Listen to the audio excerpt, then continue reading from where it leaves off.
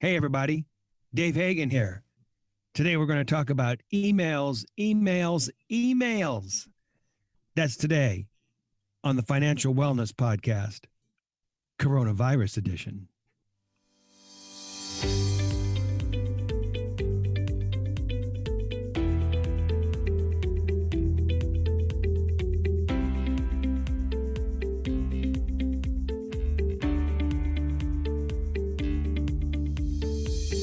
Welcome to the Financial Wellness Podcast, Dave's weekly message to keep you on your path to the financial success.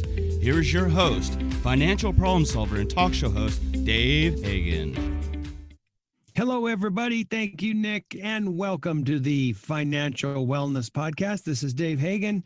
We are coming to you from Topanga, California today, Van Nuys, California, our engineer, Scott, and from San Diego, California, Nick Appel. Nick, how you doing?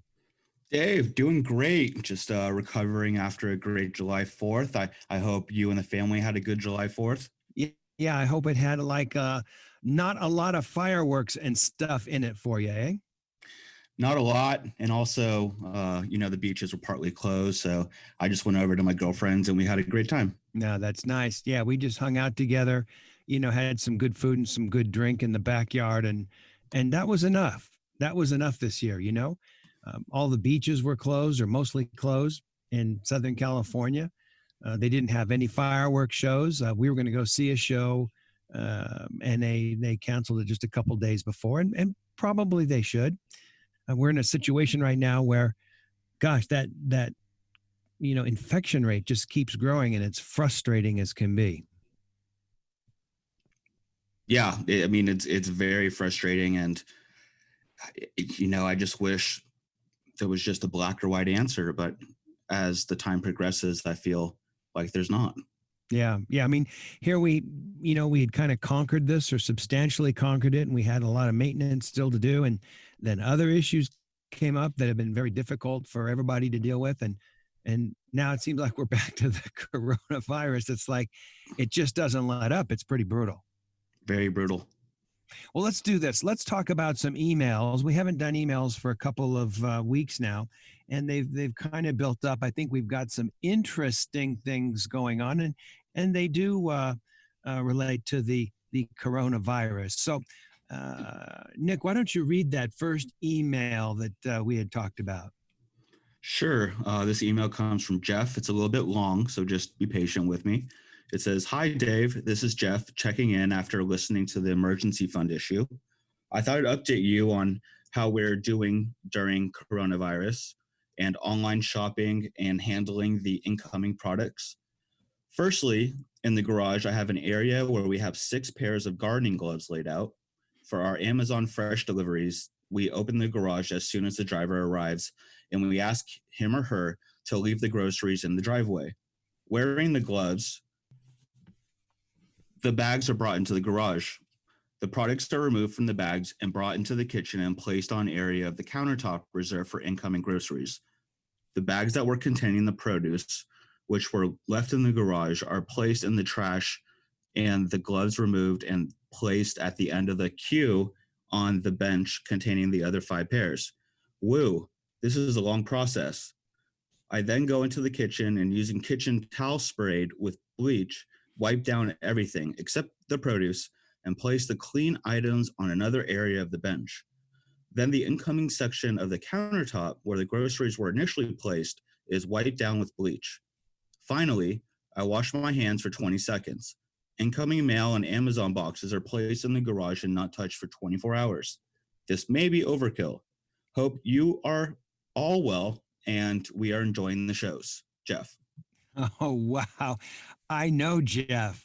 I consider him a friend, and I know he's a big fan of the show. He listens in all the time. And, this email came in, about 2-3 weeks ago, actually, maybe even 3-4 weeks ago, when we were on the flat side of the curve. We had flattened it out. And I was listening to this protocol, or reading this protocol that Jeff was going through, and I was thinking, Jeff, this sounds so complicated. But now now that the infection rates are starting to spike up, maybe it seems like a good thing. What do you think, Nick? I think it's better safe than sorry. I Yeah. think if Jeff is doing what he thinks is safe and it eases his mind, I think he's doing a great job. Yeah.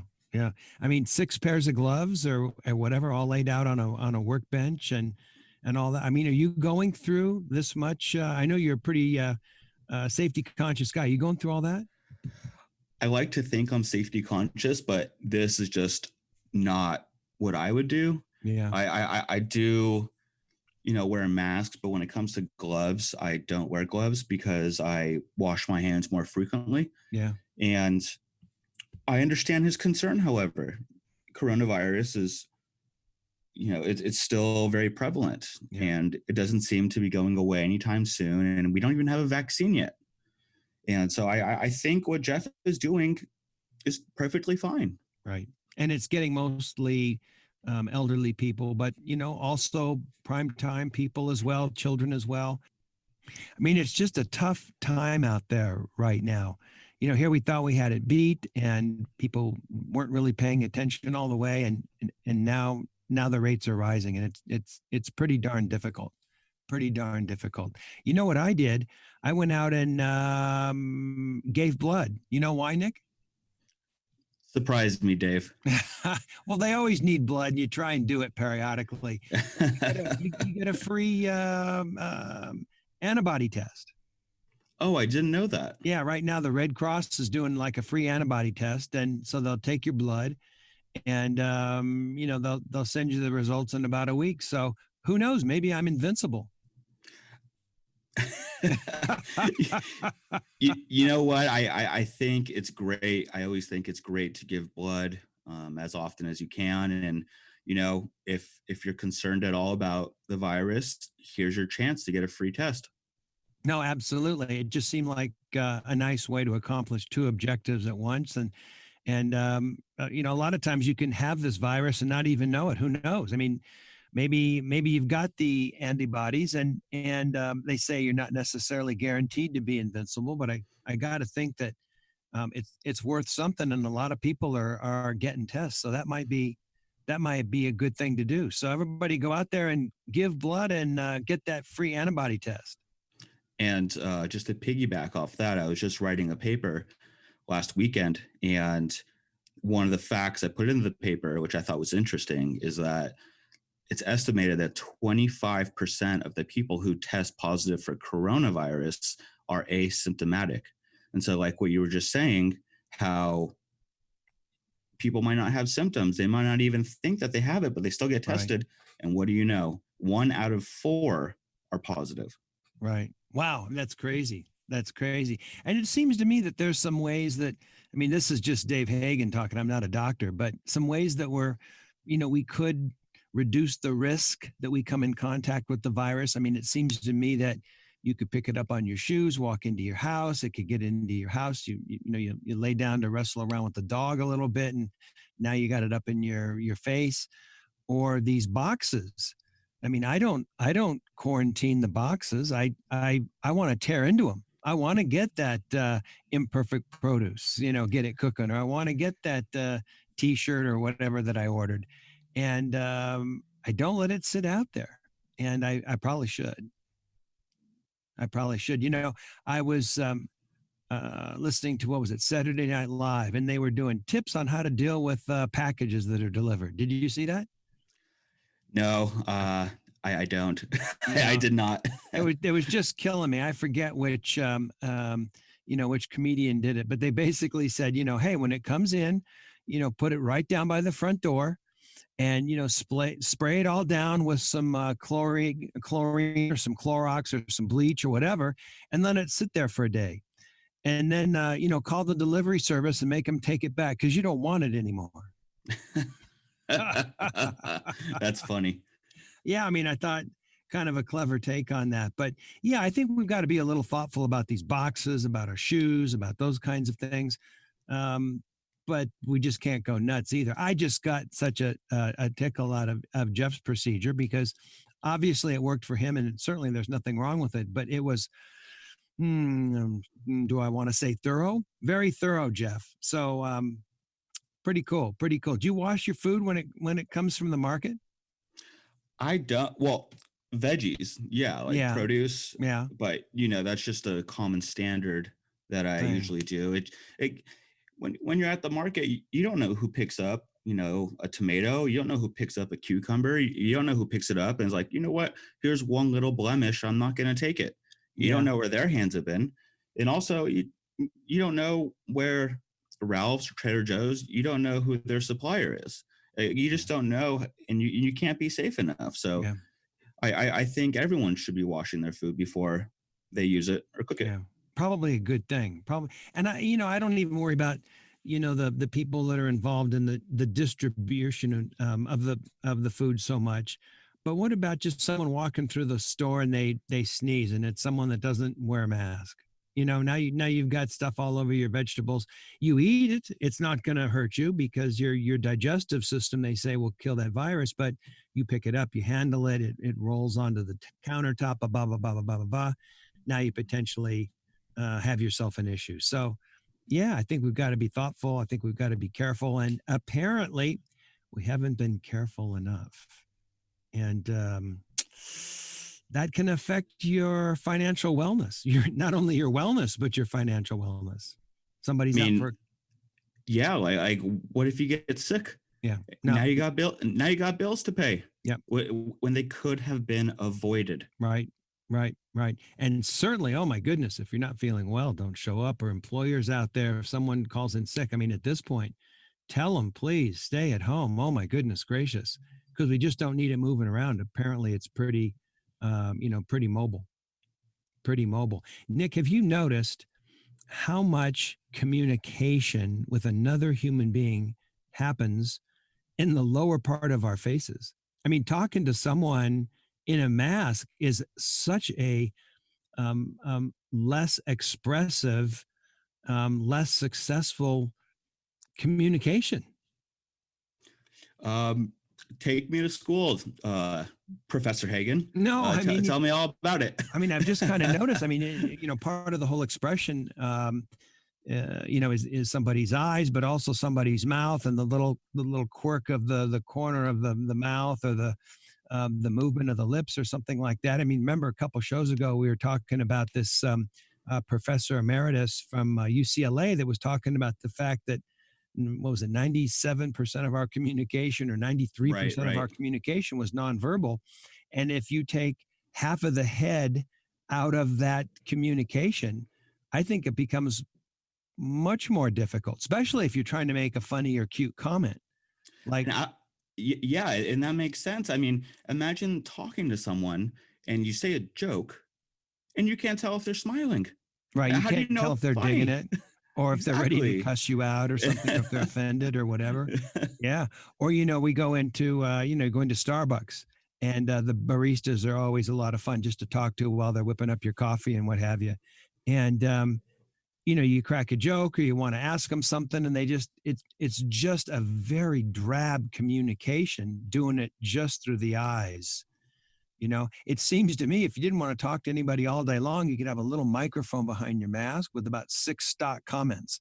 And when anyone says anything, you hit a button and the speaker goes, "Yes, sir, exactly. I agree."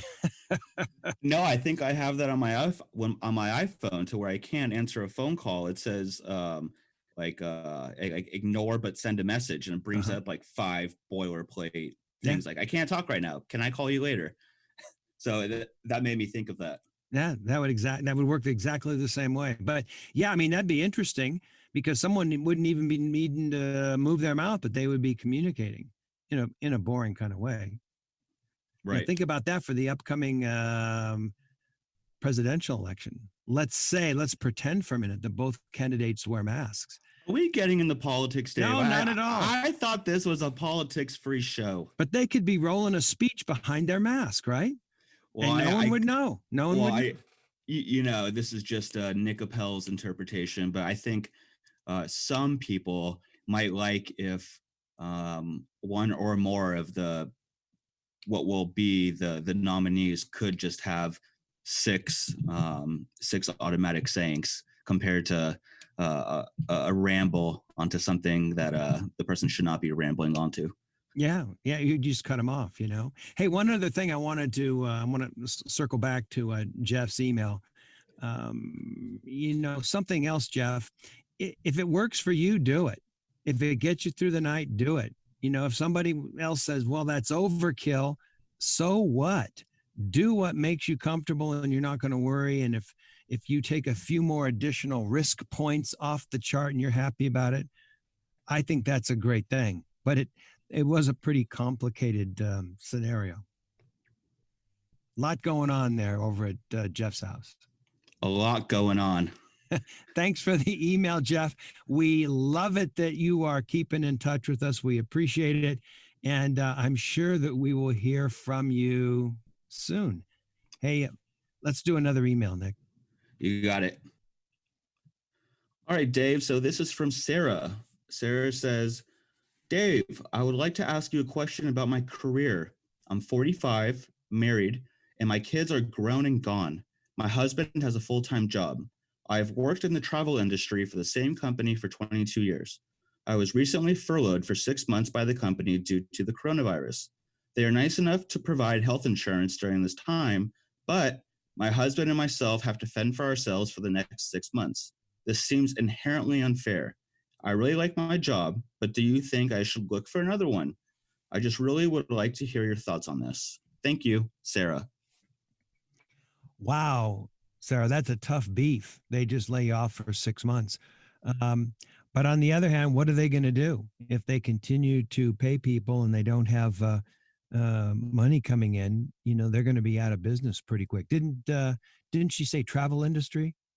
Yeah, she did. Yeah, yeah. I mean, the travel industry is going to be, you know, just so severely hurt from this because, I mean, think about it. You want to get on a crowded airplane packed with people, and I know they have air cleaners, and I know that they've got all these preventative measures and da da da da da. But to be shoulder to shoulder to shoulder to shoulder with a bunch of people right now just doesn't seem like a good proposition. Well, Dave, I mean, I don't think it necessarily has to be, you know, an airplane. I mean, it just says travel industry. It could be a cruise line. I True. mean, we don't know when cruises are going to be back, you Right. know, running full steam, pun intended. Yeah, yeah. I mean, cruises even more. I mean, they put a lot of people on those ships, and I mean that's part of the fun of it when they're rocking and rolling. But it's shoulder to shoulder, and you kind of wonder about being so close to many people like that. I remember the first time I went on the first cruise ever, and it was only about 5-6 years ago. And the first couple of days, you know, they've got people walking around, you know, wiping everything, and it's like, well, what's going on? And they go, well, you know, we're worried about people bringing in, you know, flu and this and that the first couple of days. After 48 hours, we think we're pretty much in the clear. But I was going, wow, I never thought about that. That'd be brutal to be stuck on a ship like that. Yeah, I mean, that would cause me a lot of trepidation. My anxiety, I already have bad anxiety, thanks law school, but you know, it would just be flying through the roof. And I don't know. I love cruising. I think it's the ultimate vacation. You don't have to worry about where you're staying, all your food's provided for you. But right now, without a vaccine, I can't even think about going on a cruise. No, can you imagine? And it was tough enough, you know, during regular times. I remember we went on a cruise and we stopped at a place and, you know, we tasted this or that, some of the local cuisine, and all of a sudden gurgle, gurgle, gurgle. And I said, well, I got to go back to the boat. And I left half a lunch on the street. And I was worried that they were going to, I was worried that they were going to like quarantine me. Right. So I just stayed in the room, stayed cool. And it turns out it was more of a food poisoning than a virus or anything. But golly molly, it's uncomfortable to be in that close of quarters and, you know, not feeling like you're in, here's another cliche, tip-top shape. You know, I also think that there's one other issue that we should address for Sarah is, you know, right now it says the furlough is for 6 months, but we don't know what's going to happen in 6 months. Right. In 6 months, we could still not have a vaccine, and the company would say to the employees or the workers, hey, we're sorry, we have no income coming in. Right. We need to furlough you for a longer period of time. How do you feel about that? Yeah. I mean, we don't know. Again, 2-3 weeks ago, we thought, no, 6 months back, everyone, we're going to be fine. I don't know. I mean, we just don't know, and that's part of the heck of it at this point. We just don't know how long it's going to be. Fortunately, Sarah's got her health care, and that's pretty cool. My advice to Sarah would be, if you can get some kind of unemployment benefits, great. If the healthcare prevents that or makes it an issue, then maybe you can go out and get some work. You can fill in the gaps. You can use this time to generate some money or to look around. I think for Sarah, a lot of it depends on how much do you like this gig? How much do you like this work? Is it worth it to preserve your place at the company to go out and do something in the interim? Or if you're not completely 100% or maybe 1,000% satisfied, is there something else that you can use that time to do, like find something else that's a better gig? I think a lot of people whose jobs came back, just recently, have moved on to other things. So when they call them up and go, "Hey, you want to come back?" They go, "No, I found a job that actually pays half again more." So I think there's a lot of movement out there. And what really caught my eye the most, Dave, is she's been with the same company for 22 years. Right. Incredible. I mean, she's 45. That's basically half her life. I mean, if I have ever seen loyalty, this is loyalty. If I was an employer and I was hiring and I saw this kind of loyalty, I would instantly grab her and say, "Please come here. We'll give you a great compensation and everything." Sure. I mean, but I also like options, and I would say, Sarah, just maybe just go look. It doesn't hurt to look, and if you have the free time, why not? Well, and after that many years, I think you're exactly right. Maybe it is time to look around a little bit, and you'll either appreciate even more what you got, or you'll realize that, Sarah, maybe you were getting a little stagnant. So maybe this is just a nice kind of gentle kick in the butt to get you to go out and look. Who knows? Who knows? You're going to have to make that decision yourself based upon your career and your personal satisfaction and the compensation, et cetera, et cetera. But, for a company to have to do that, it is super unfortunate, especially to someone who's been so loyal to the company. But if they feel that they have to do that, well, I mean, so be it. They got to do what they got to do, and you got to do what you got to do. So it's, I would look at it as more of an opportunity than a negative thing, but it certainly creates some stress, some anxiety, while you're looking through these different options. And hopefully, Sarah's got some emergency fund put together. She didn't talk about that in her email, but we talked about that 3 weeks ago and last year and the year before, the importance of having an emergency fund. And if she does, that's going to give her the flexibility to make a decision that's based upon her long-term goals rather than a short-term monetary need. I definitely agree. And as you just mentioned, we think an emergency fund is very serious and everyone should have one. And we're alluding to it again. Yeah. Now, on the other hand, if part of Sarah's compensation is she gets free cruises, you brought up the cruise issue, Nick, free cruises. I don't know, hang in there. You don't want to lose those free cruises and all that seniority and all that kind of stuff, because that cruising is good stuff. Well, also, and if, she is in the airline business, I believe, and is a flight attendant pilot, I believe flight attendants get a companion pass. So right. Her and her husband can fly for free. So, right. I mean, there's benefits that are just involved with the business. And I just feel like we might need some more information. And if Sarah wants to write a follow-up, I'm sure we'd be happy to help her further. Drop in a few more facts. We'll be happy to, kibitz from the sideline and give her some more things to think about. All right, Sarah, thank you so much for writing in. We hope that gives you some things to think about. Hey, you know what? I think that's a wrap. Those 2 emails took us a whole show.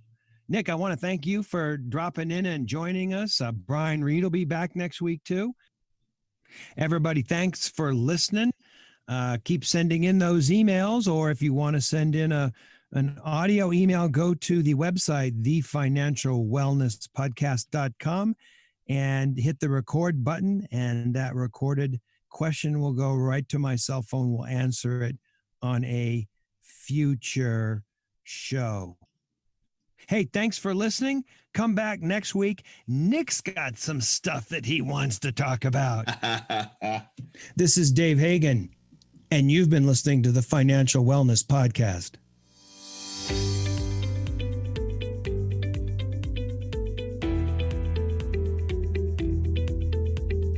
You've been listening to the Financial Wellness Podcast, Dave's weekly message to keep you on your path to financial success. If you have a question that you would like Dave to answer on the podcast, go to thefinancialwellnesspodcast.com. You can leave an audio message with one click of a button, or type your message into the question box. Either way, it's sent right to Dave's phone. Remember, Dave will randomly draw from the submitted questions and pick the winner of a free 1-hour personal conversation with Dave to help you achieve your financial goals. Don't forget to subscribe to the podcast so you receive the new episode notifications, or share the podcast via the app with your family and friends. This is your announcer, Nick Appel, wishing you every financial success.